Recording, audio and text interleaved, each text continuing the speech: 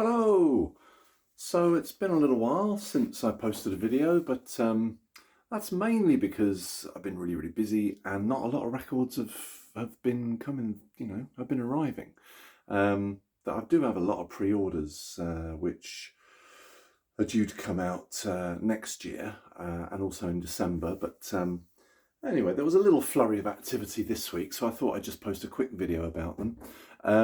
I was in two minds as to whether to get the two Mingus releases from Acoustic Sounds on the Impulse label, but I watched a couple of videos by some people in the vinyl community who said, these were superb, excellent. So I thought I'd take the plunge, and I listened to this one last night, The Black Saint and the Lady Sinner. This was recorded in 1963, and it sounds superb.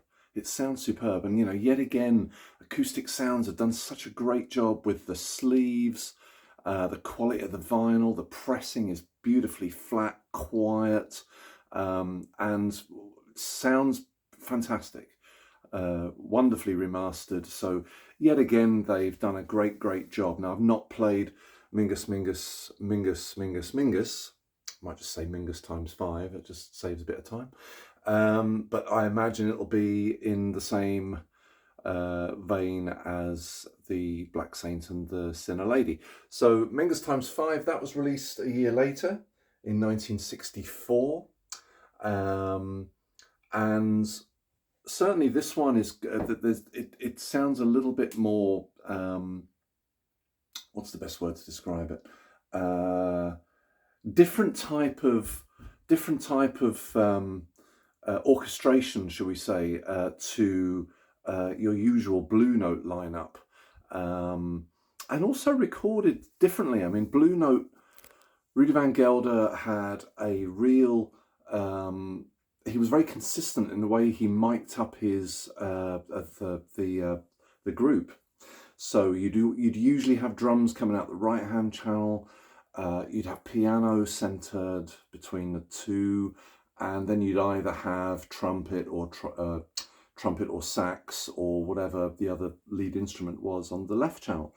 And you listen to Blue Note recordings, and that's pretty much how Rudy Van Gelder used to set up. I used to mic up the instrumentalists, the musicians, but with the refreshing thing about listening to say jazz on a different label is that they are not mic'd up the same. There's a difference in the way that the musicians are mic'd up. So the drums would rather than be on the right channel, they'll be in the middle, and you get a kind of slightly different perspective, slightly different experience from listening to jazz from different labels. And I was really impressed actually with the way that I don't know who it was who was in charge of the recording of this particular album, but it's not only sounds fantastic, but it's refreshingly different. But maybe that's just me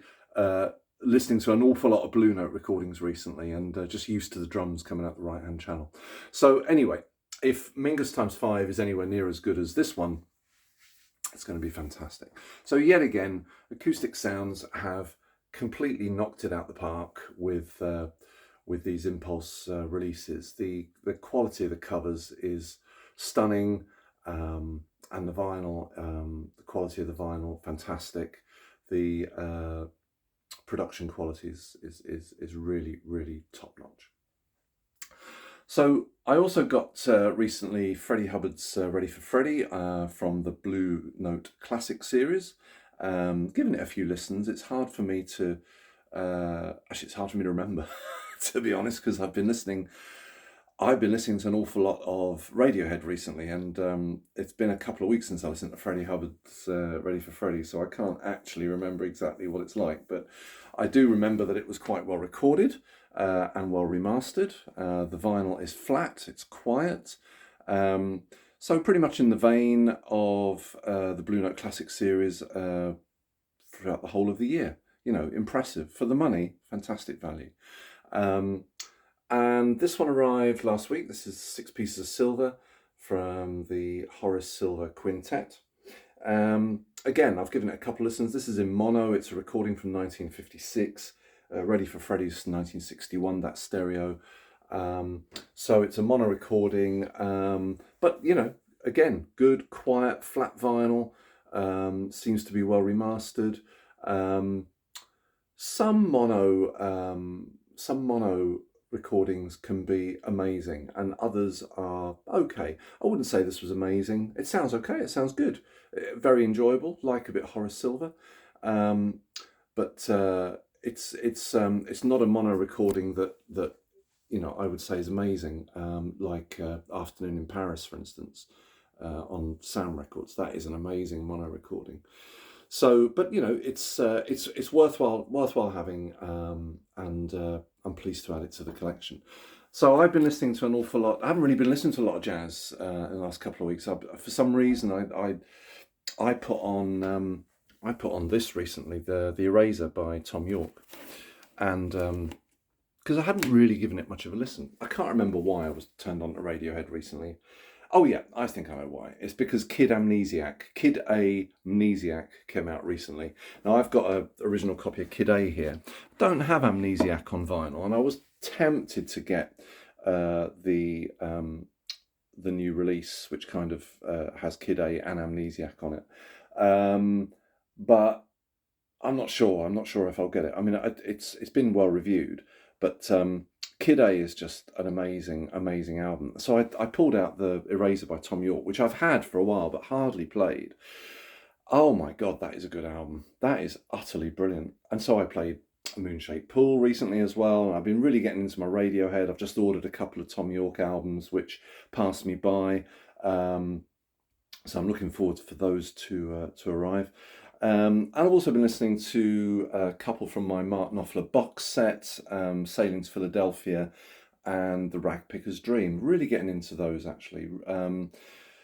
Strange one with these albums. Like you'll get one or two tracks which they're a bit too busy. There's too much going on, and it's difficult to pick out the instruments. And then all of a sudden, the next track will be just amazingly recorded. So there's an inconsistency with the not the recording quality, but the I suppose some tracks sound more audiophile than others. So I think when I did an original video about the Mark Knopfler box set, I think I mentioned that I wouldn't call them audiophile, but it's a bit of a mixed bag. Some tracks sound amazing, and other tracks don't sound quite so amazing. So yeah, a bit of an inconsistency there, but very much enjoying these two. And the Radiohead, as I mentioned previously. So I've got various records arriving soon. I'm going to do a video which I'll be posting up hopefully in the next week or so, and I might split it into three on my favourite jazz purchases of the year. I was thinking of doing a best of, but I don't buy as many records as, say, some other members of the vinyl community who seem to buy up everything. Good for them, they can afford it. So I'll probably do my favourite, and that'll include some stuff that's been out for a while. But yeah, it's been a busy year for records for everybody. I've certainly been buying a lot, and yeah, it's always to do a nice little best of, isn't it? Or my favourites list towards the end of the year. So anyway, that's enough from me. I highly recommend certainly this one. This is fantastic. I'm hoping that will be as well. So yeah, thanks for watching, and keep spinning those records.